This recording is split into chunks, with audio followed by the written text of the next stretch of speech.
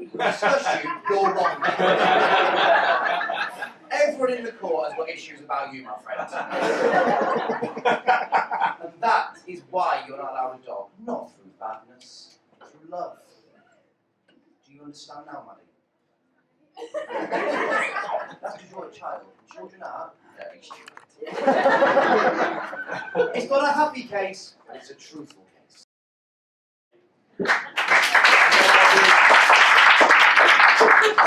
So to sum up, Joanne, what you're up to, the prosecution has said that you not only neglect but also accuse your children of being smelly, and that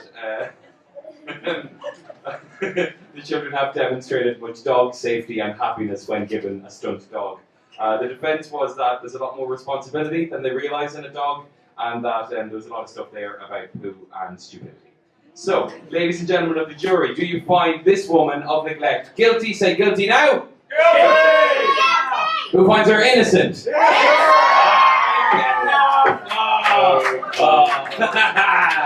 All right, so children, now I'm afraid the way we do this in court is that if you make a false accusation, she's not going to get punished, but you are. Okay? So what's going to happen now for the rest of the show is you're going to be our court artists, because we need somebody to do this. Both of you are going to help each other. You're going to do a picture you're going to try and draw all of us, draw some other people, put in funny words or anything else funny that comes up, okay? Cool, can you do that for me? Thank you very much.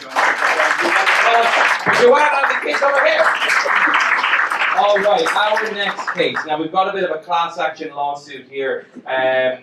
Where do we have an Isabel, age 9? Isabel, how are you today? Good. I'm surprised you're in a lot of trouble, Isabel. You've been accused by where is? Yeah, go on. What's your brother's name? That's exactly right. Charlie has accused you of 3 separate charges. The first one is this is your brother Charlie now. Are you older or younger?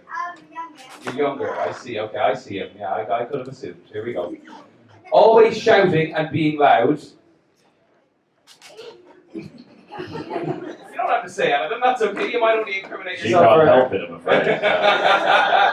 The second one is that you can't get dressed or get ready. It took about 30 minutes. The third accusation is that you can't read a map. So that's shouting, map reading, Isabel, if you could stop shouting. and bad at getting ready. So I'm just going to put you on trial for being a bad child. Okay, just in general. That's an awful lot of cases here at the same time. So we're just going to put you on trial for, let's call it incompetence, but it's being a bad child. Okay, Isabel, could you come up here, please, and take a seat? Round of applause for Isabel, everybody. Sorry. Going to tell all the truthy words. I'm going to tell all the true words. Ooh, truth. Ooh, truth. Okay, I don't think she can lie after that. Okay, cool. Prosecution, she's all yours. Thank you for your welcoming round of applause. Isabel, you have been accused of 3 very serious crimes, and one of which you've proved very clearly is the case.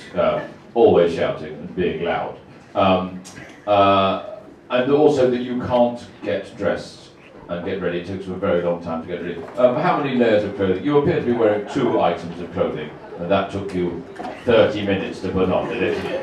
Where do you live, Isabel? Well, I don't live everywhere. I actually only staying in an inn. We're visiting. In an inn? Have you arrived here in the 18th century? Isabel, can you answer the question? Where do you live? Not Edinburgh. Say where. Sorry? England. England, that's nice and specific. So you don't know where in England you live? A town called Stansted. Okay, yes, I'm aware of it, yes. But initially, one of the accusations is you can't read a map. Most people, of whatever age, when asked where do they live, they may narrow it down to a town. This child has no idea what town she lives in. She had to specify a country. I think that proves she can't read a map. Stansted, there's quite a large airport there. Yes, quite a famous town, Stansted. Yes. You'd think that would just trip off the tongue immediately, wouldn't you, rather than, where do I live? Europe. Not for long. Oh, nap. And you can't get dressed, you're always shouting. You've been accused of being an incompetent child. Incompetent, I would question that accusation, because surely that's what most children do. They are quite noisy, but this woman is completely much noisier than most children, as I think we've seen. Even Mum's nodding. Even this woman who has to put up with it is nodding and agreeing. How long have you known the accused? 9 years. Okay. Incidentally, the same as her age. Yes. Is your life a living hell? Sometimes a living hell. Is it a living hell when you're spending time with this one rather than that one? I would like to say. No. I think she's allowed to plead the fifth on that one. And are you the father of the accused? And how do you? Is she a noisy child? She can be loud. She can be loud. Right. What is the loudest noise you've ever heard her make? Has she shattered all the windows in your house? Not quite, but probably nearly. Nearly shattered all the windows in the house. And Charlie, you brought this action, these three very serious cases. What example can you give her of her not being able to read a map? Well, she believes that Princess Street is Princess Street, even though we showed her on the map it says Princess Street. You've got to shut up, mate. Does she talk back to you all the time as well? Yes. So couldn't read that and also can't read street signs. And any other examples of that? Not enough. That's pretty conclusive. And does it take her 30 minutes to get dressed every single day? Yeah, the other day.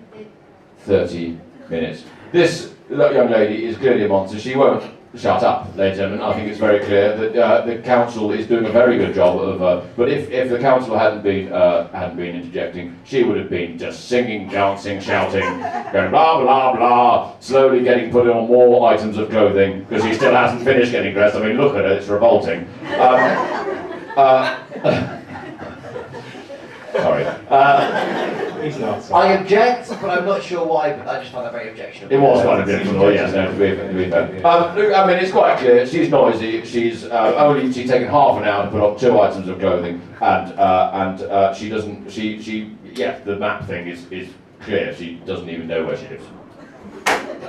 The prosecution rests. Alright. Okay, over to you, defense. Not made it easy.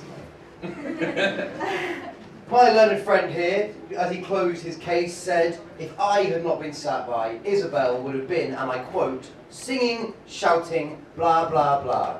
Is that correct? Is that what you said, my friend? I wasn't writing it down. I was, that's what you said.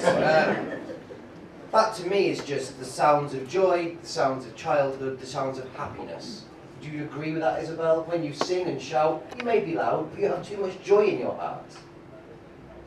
Yeah. That's not a bad thing, is it? Where did she get that joy from, though? Her Did she parents- steal it from her brother? Well, perhaps because I have had something brought to my attention. A counterclaim by Isabel to Charlie, accusing him of wearing too much grey and white. Evidence in question, just look at him. Good. Charlie, you need to stand up and show the cops. That is a lot of grey. That is not a man who is full of joy. That is, and I would counterclaim, a bad child. Can you also hold a foot up in the air as well, I'm afraid? Yeah, very much. Unbelievable. Any other information? This is where this case takes a sad turn. Charlie is always putting me down and trying to prove everyone is wrong. And the evidence for that, I think, is the last 10 minutes of all of our lives. Of course Isabel can't read a map, for 2 very important reasons. Number 1, she's 9, and number 2, it's 2017. Who can? Stansted's a famous town, it's got an airport. She's 9! She knows where her bike is and where the biscuits are, is that correct? How many planes have you thrown in your life? How many planes have you thrown in your life? Say none, quicker! It's going about 20. Should have been on a plane, you joyless little man.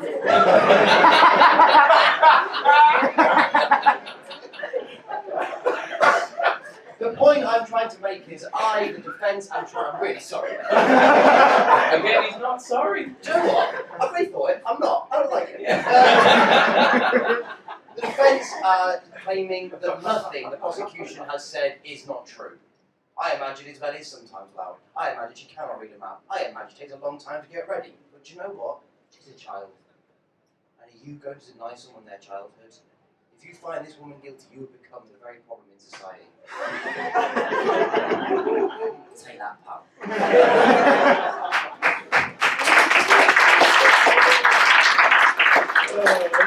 So in this case, you've been accused of being a bad child, incompetent in terms of map reading, shouting too much, and taking too long to get ready. That was all the prosecution against you. The defence is that your brother has committed crimes against fashion and wants things to be all laid out, proving everyone wrong and you right, making things black and white, which is ironic considering your dress sense, sir. And the other case is that it's a crime of necessity, and then he laid a big guilt trip on all of the jury. So, how do you feel? Do you find this little girl guilty? Yeah! Even I'm not with you, mate. Innocent! Your punishment, little boy, is that your sister gets to take you shopping one day and buy you any of the clothes paid for by your parents. She gets to take you on a shopping trip, and you have to wear the clothes that she picks out for you at least one day. And during the entire shopping trip, she gets to shout and take as long to get you to get ready as she wants. And Alright. follow the shopping mall. Case closed. Alright, excellent. Our next case. Do we have an Ian and an Archie? Ian and Archie. Ian, Archie, which one's which? Ian and you're Archie. How you doing today? Archie, you're age 9? Cool, thanks for coming today. You've accused this is your dad? Yeah, you've accused your dad of a serious crime. Now, do you want to say it or will I? Oh, me? The crime is scratching his bum. The evidence brought forward today is big trousers. Ian, could you please make your way up to the stand? Round of applause for Ian, everybody. Take a look at the trousers as he comes up. Those do indeed seem to be big trousers. Come on up, Ian. How are you feeling? Nervous, yeah, you should be. This is serious. Alright, so scratching bum. This is in public? Yeah, okay, let's call this public indecency. Put your hand on the yoga Bible. Put your other hand in the air, not down your pants. No scratching your bum in my courtroom. And say, ooh, the truth? Oh, I've got an itch and I need to scratch it. For the truth. Okay, alright. How do you plead guilty or innocent? Innocent, okay. Prosecution for the crime of public indecency, scratching his bum. He's all yours. Right, this is a very, very, very, very, very, very, very, very, very, very, very, very, very serious crime. Archie, how often does he scratch his bum? A lot. Does he, and sorry for being graphic, which area of his bum does he scratch? His left cheek. This boy has been traumatized. How does he know so specifically? It could have been worse. I mean, and does he scratch it through the jeans that are quite clearly enormous, or does he pop a hand down the back of the jeans? Down the back of the jeans. Does he do this in public? Does he sniff his fingers afterwards? No. Thank goodness. At least he's got the common decency to save those up and have a good sniff in private. Ian, if that is your real name, do you have any medical complaints that require you to scratch your left buttock cheek? Not that you're aware of. Are you thinking of having your left buttock cheek inspected by a doctor to see if there's anything wrong with it that requires you to so you have no need, you have no reason, no medical excuse for scratching your bottom in public.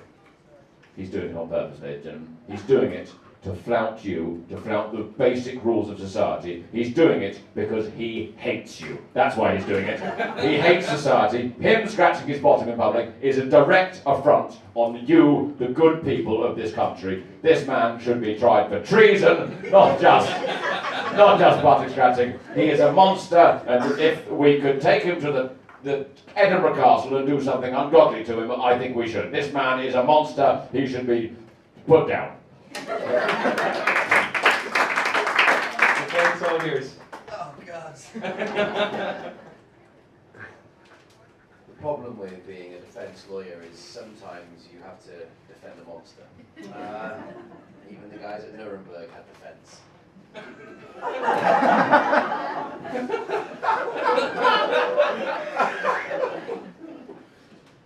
I agree with everything that my friend here has said.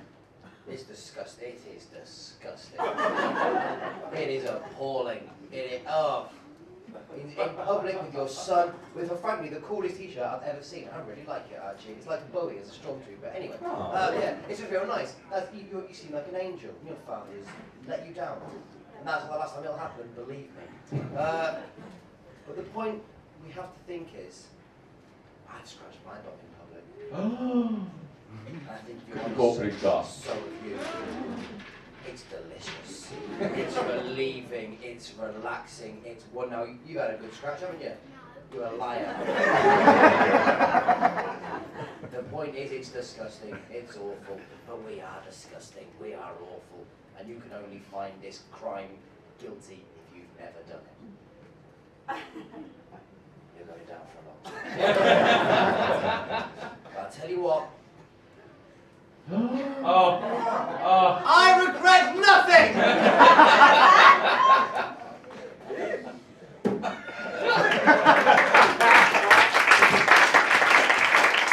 Thank you, defense.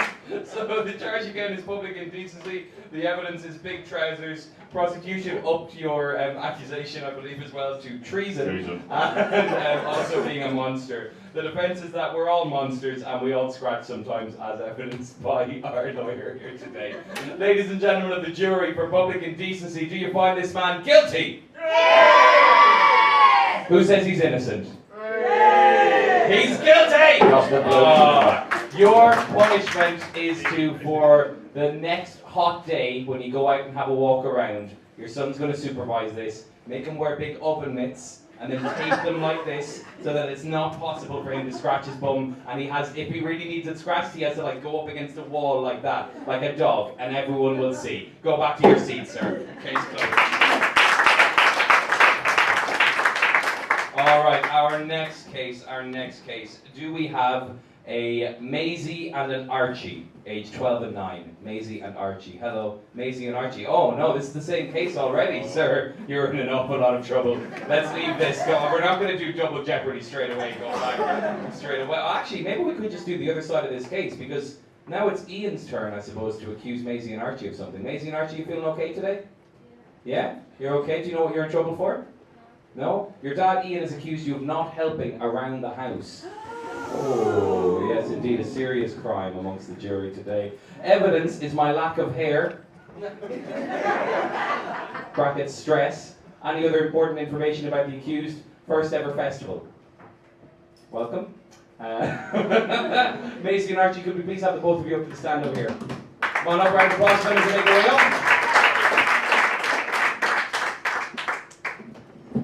Archie, how are you feeling now? Maisie, would you like to come over this side over here?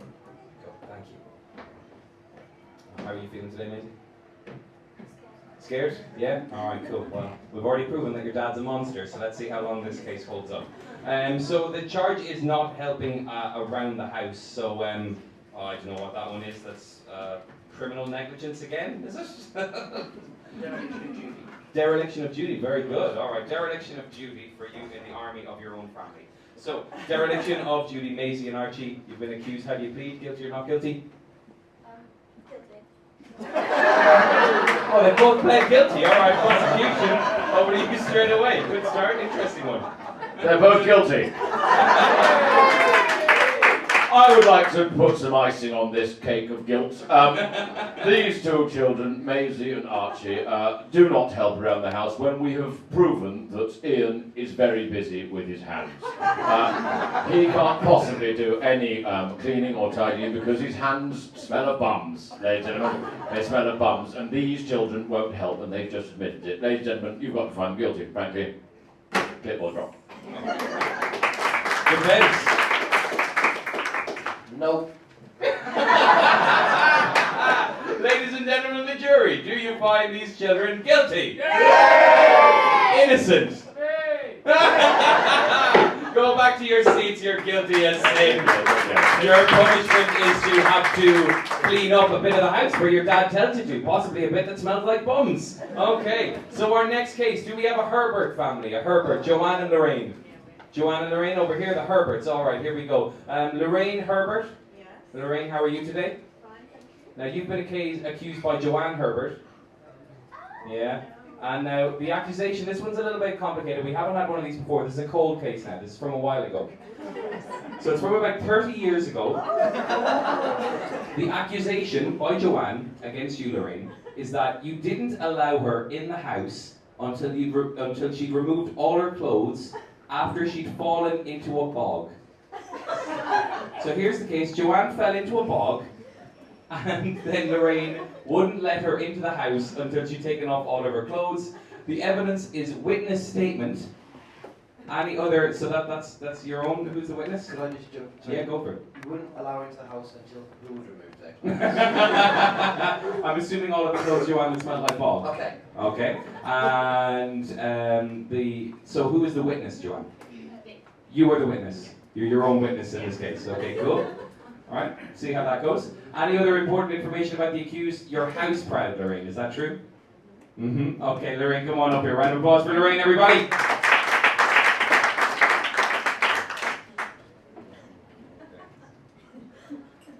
Alright guys, can you help me work out the what is the charge on this one? The accusation, not allowing her in the house until she'd removed all of her clothes before coming in.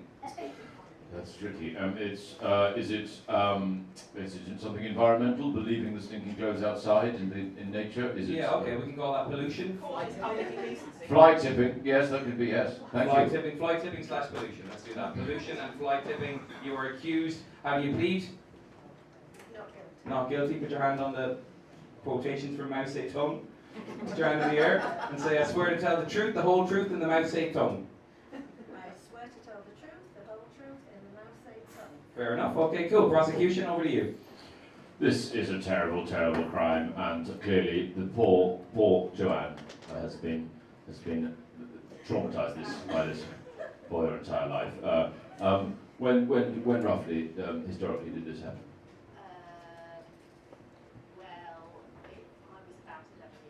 Well, I was about 11 years old. About 11 years, but about Since you don't know my age. of course not. But we can. Well, can we date it or something? Date it to about the 1980s 1980s. Where do you live? Where did you live at the time, rather? in Yorkshire. In Yorkshire. This young man is an expert in bogs. Could I just specify, because bogs can be slang for toilet. What sort of bog did you fall into? It was a bog in nature. A natural peat bog. Not a peat bog. You A drainage bog. a John bog? No. A Gary bog. A drainage bog. A drainage bog. For the field. For the field. Okay. You didn't fall down a massive Yorkshire toilet. No. No. Hardly. No, that's not in Yorkshire. That's not delivered, that's in Yorkshire. Is that North? It's North. Anyway. You fell into this drainage bog where would there possibly have been, I'm arguing the wrong direction, what am I doing? Keep going. No. So you fell in the bog, a poor child fallen in, and so just mud, basically, was it? It was Just just good, healthy Yorkshire mud, ladies and gentlemen. But the best mud is in Yorkshire, and you came home sopping wet, crying. Were you crying? Oh, yeah. Were you crying? Were you? How much were you crying? Can you stand up and cry as much as you were crying? Look at that. She's not only she now can't act, ladies and gentlemen. She's been badly traumatised by this event. What do you do for a profession now? I'm an artist. An artist. See, she's not been able to earn a living since, as well, by choosing a ridiculous profession. Says me. Cocktail, yeah. Lorraine, Yes. what do you have to say? Do you remember this incident? Yes. Yes. Do you remember this incident because you were worried about your poor, poor daughter, or you were worried about your lovely No, carpets? I wasn't worried about my daughter. Wasn't worried about her daughter. No, I'd actually got people in for dinner. You were eating people. She's just admitted to being a cannibal before you're very willing to put another. So you didn't want her in the house because you didn't want her smell to taint the taste of the people you were going to eat. Something like that. She's admitted. Sorry, carry on. Well, it wasn't just mud, it was thick green slime.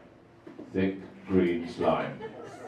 Okay. And the smell, oh, Before or after the slime with the smell?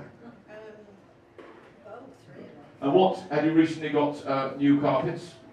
I had got new floor covering in the kitchen. New floor covering. I put it to you, Lorraine, that it was the 1980s, and so those carpets would have been horrible anyway. This woman would have done you a favour by tramping green sludge, because it would have just been white with black and red stripes on it, that's all, and pictures of Ferraris, assuming you're an 8-year-old boy at the time. I remember it well. This woman frankly, needed to desperately redecorate her mother's house, and it was the only way. It was a cry for help for this woman's appalling 1980s taste. Her daughter was trying to save her from appalling decorational taste, and you have to convict her for not letting her in the house. She is clearly a fiend.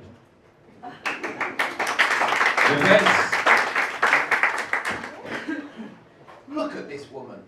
This woman is the epitome of style and grace. The shiny shoes, a nice tan, purple streaks in the hair. They're not a chance that those carpets were not nice. Those carpets were lovely, and maybe they would have aged badly, but at the time, era appropriate.